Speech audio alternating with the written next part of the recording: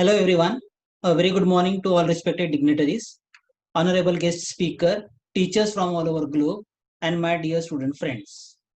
On behalf of Botany for You, an online platform for the learners of life sciences, I, Dr. Nitin Labhane, founder member Botany for You, and associate professor, Department of Botany, Bhavans College, Andheri West, welcomes you all to the second day of the first Life Science Discussion Forum. The Life Science Discussion Forum was founded with an aim to bring together large community of Indian researchers working within and outside India. I am thankful to my team of Botany for You who has given me the opportunity to introduce Dr. Sunil Vaidya, Scientist F, Senior Deputy Director, ICMR, National Institute of Virology, Pune. I thank him for accepting our request to be an invited speaker for the 3 days Life Science Discussion Forum. He will be speaking on genetic and antigenic characterization of Indian mumps viruses.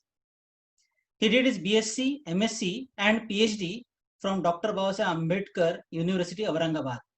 He is the recipient of the coveted National Overseas Fellowship Award from 2007 to 2011 to UK. He is also the recipient of ICMR Young Scientist Award.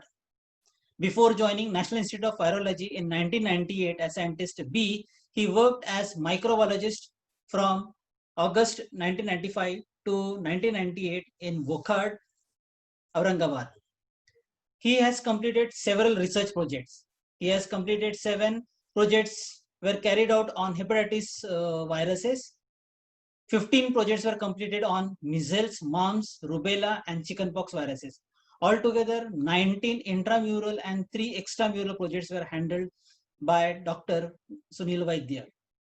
He has a lot of publication. He has around 32 publications in national and international journal of repute, 1 book chapter and 9 research papers in national and international proceedings.